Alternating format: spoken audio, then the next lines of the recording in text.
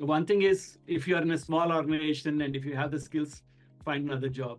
Actually, to start with, if you have a good manager, it would help to talk to him or her and say that this is the thing that I'm facing, and see if that changes. These are all things I would do. Okay, if that is not the case, and if you have the skills that are useful in the market, then look for better opportunities. And if you don't have the skills, follow the Ravikant's model and build those skills where the right opportunities will chase you.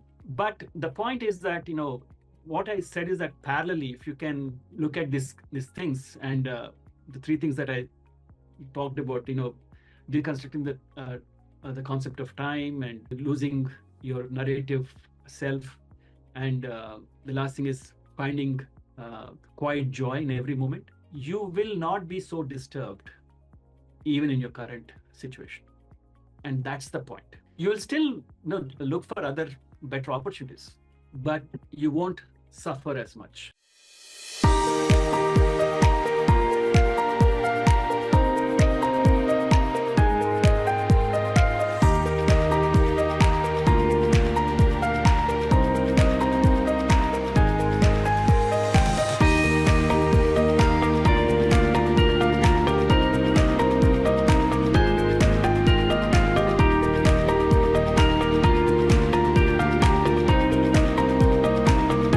Hi, Ishmael. You can unmute yourself and ask your question. Yeah. I want to ask you what, according to your opinion, need to be a role of authorities in creation effective balance of work and life. I think these are life skills that we don't teach our children. I think if we are able to give this education and incorporate into our education system, then I think the next generation will become more resilient, and they will be able to lead more successful lives. I think there is a lot of, rat race and a lot of stress in life, and our children are growing into that. I think for adults, it's a journey that every adult has to undertake by themselves.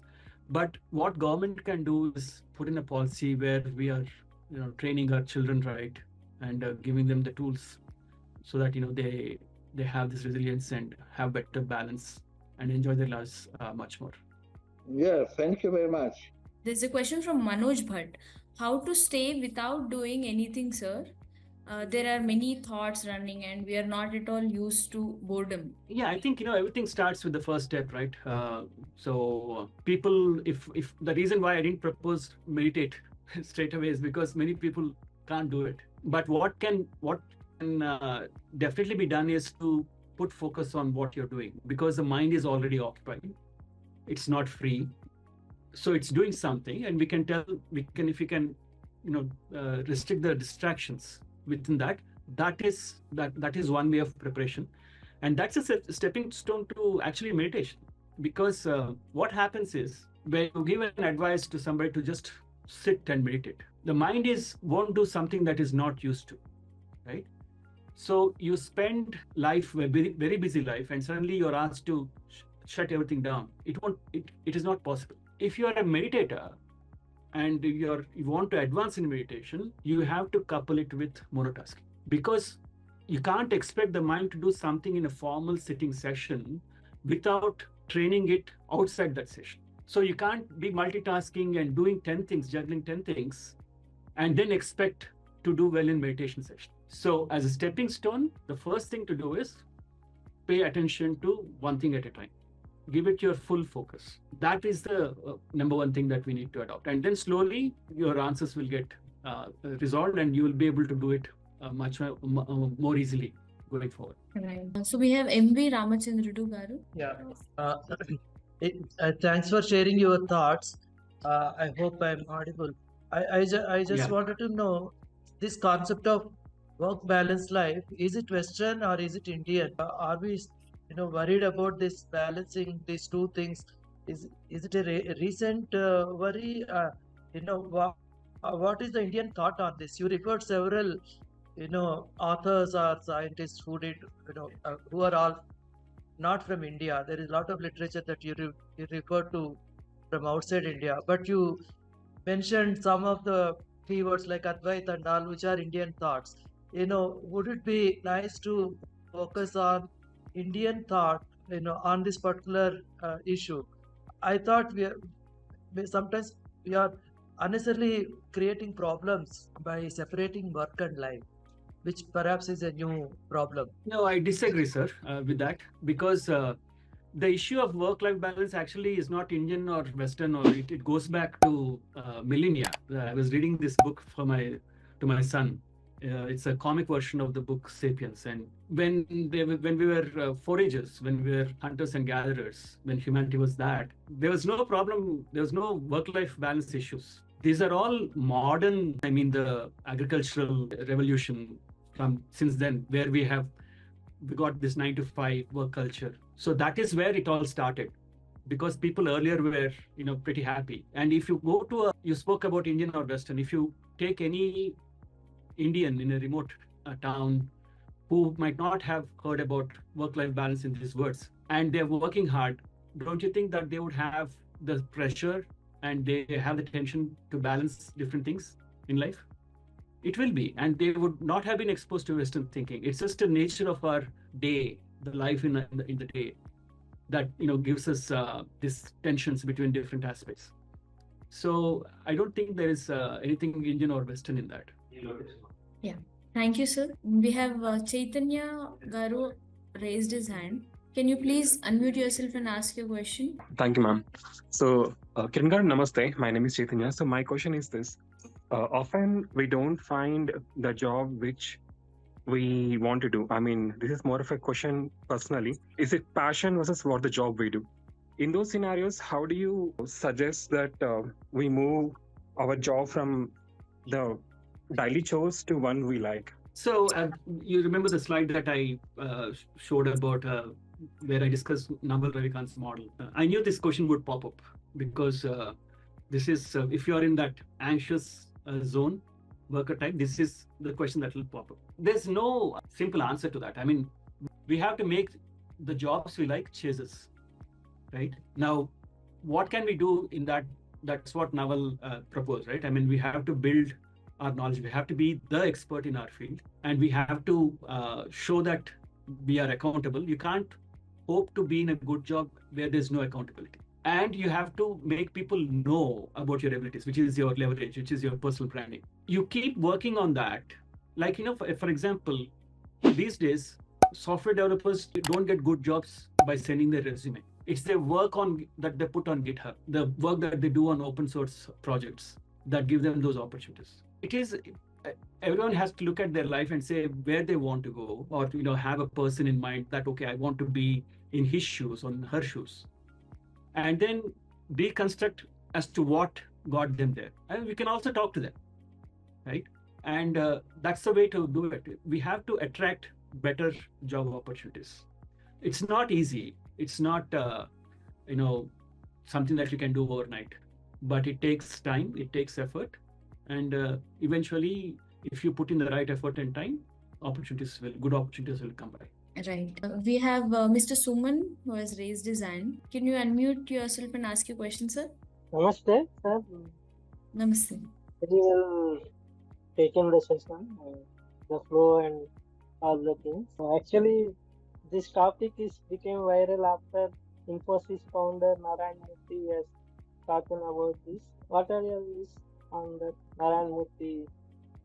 From that time, Yeah. our topic, everybody talking about work-life balance. In what perspective he has told, and what as a youth or we should take from that anything inside. So yeah, I think good that you brought that up. I remember that thing, Narayan Murthy's statement. He basically said that we should all work harder, like 70-hour work week.